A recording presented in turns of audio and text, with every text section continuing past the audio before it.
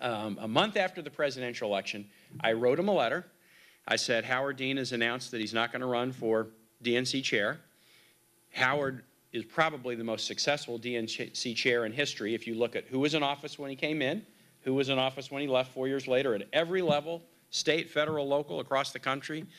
Huge shoes to fill. Here's a person who will be a great person to do that job. And I made an extremely persuasive case about this person.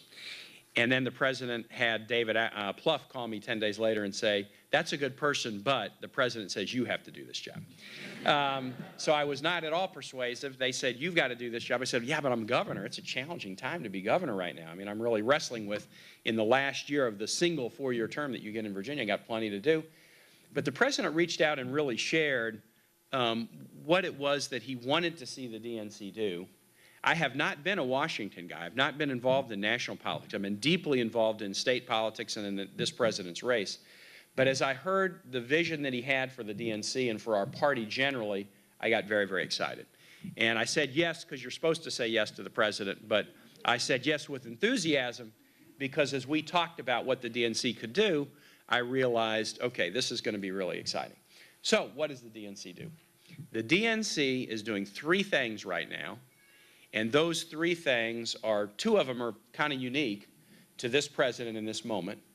And so let me just be real quick and tell you about them. First, the #1 goal of the DNC, presidential success. That is our #1 goal. I have a different job than Howard Dean had. He was the loyal opposition. He didn't have the White House. So he had to be the loyal opposition and build up the party. But I have a different job. It's about the success of the president. The world needs a successful American presidency right now, right? The world needs it. And our nation needs it, and a successful presidency makes it easier for anybody running as a Democrat in any office, in any community, and a challenged presidency, as we know from history, creates a headwind or at least a crosswind for Democrats. So the first goal that we have is presidential success. So we've organized around presidential success to be the political arm of the White House. And that's what we do at the DNC. I tell all the staffers, you walk into that building every day, you ask yourself, what can I do in my corner of the world to help the president succeed today?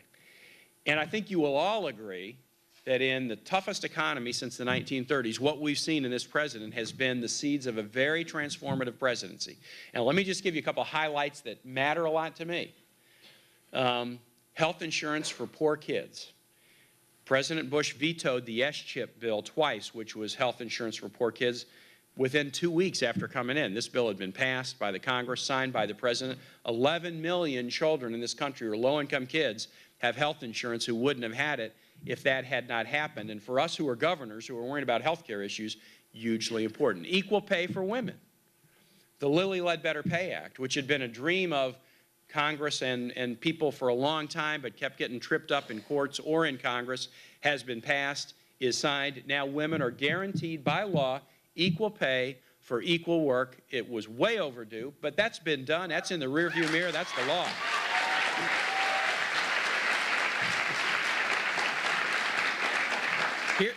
Here's one that I love that hardly got any notice because there have been so many issues going on. The president brokered a historic deal with environmentalists in the auto industry to dramatically increase the CAFE standards for vehicles so that they will be lower emission and use less oil going forward. That was one that got announced one day and celebrated for 5 minutes, and we got to be on to the next issue. That is a huge environmental win. Good for the economy, good for our workers here, and the president's done that. We have shown that we're turning a new face to the world.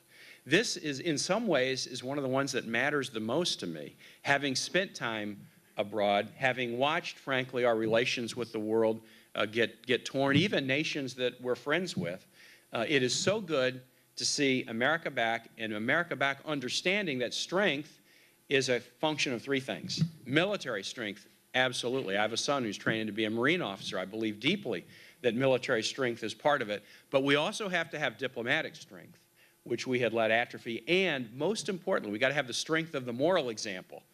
And President Obama is restoring strength in that balanced way that will make our nation not only strong, but an example for other nations. So I could give you others.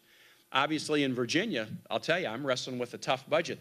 The Recovery Act that the president passed, signed with Congress, that went into place in February, it meant that as I was completing my state budget, I did not have to lay off an additional 7,000 state workers. I've had to lay off people because the economy's been tough. But that meant that, you know, teachers, public safety professionals, and others who were serving people in a tough time are not out hitting the breadline, you know, trying to find work in the toughest job market in the last 25 years because of the stimulus package. And now, with about $1 billion of the stimulus in Virginia already being invested in infrastructure projects, we're seeing construction companies and others put people back to work. That's happening in Virginia. It's happened all over the place. So that first goal of the DNC, presidential success, is hugely important. We see the transformative seeds of an amazing presidency in this challenging time of national emergency, and so we're going to keep pushing at the DNC to continue to make President Obama's tenure as every bit as notable as his election was notable. Second goal of the DNC is grassroots politics, and this is the fun one. This is the one that really is fun. And this is the one that made me say yes with enthusiasm to the president. You know, I was a civil rights lawyer. I kind of come at this from a grassroots angle. I was a local official. I was a city councilman and mayor. You didn't have to raise money to win in local office in Richmond. You just had to knock on every person's door. And so my first few races, I hardly raised anything. I knocked on every person's door in my district to get elected city council, then got elected mayor. And so I like grassroots politics. And wasn't it a great thing? I mean, when you think about it, of all the great things about the Obama campaign, wasn't it a great thing that, you know, big donors were fine, but the donations of small donors really mattered? Campaign professionals and staffers were great, but even the hour or two a week volunteers had a place, and they really mattered. PhDs and people with great policy ideas, they were fine, but regular people with their own ideas, they really mattered. That was something about this campaign that I know you felt wrapped up in, that it was a community, that it really mattered, that everybody had something to offer, that it wasn't a big democracy of 350 million people where people's voices weren't important, but you really mattered. And so what we've decided is, at the DNC and with the party nationally going forward, we want to do that same thing, that real communal sense that everybody's got a role to play.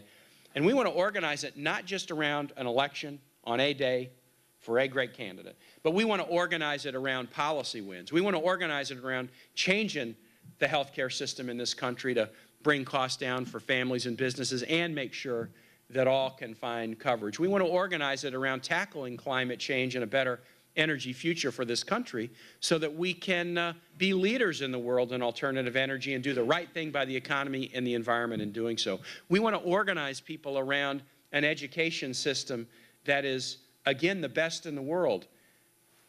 President Knapp knows this. 20 years ago, the United States was the undisputed leader in the world in the percentage of our population that was getting college degrees, 2-year, 4-year degrees. And there wasn't a close second. Now 8 or 9 nations have passed us. Another, 10 or 15 are on a path to pass us because we've been flat.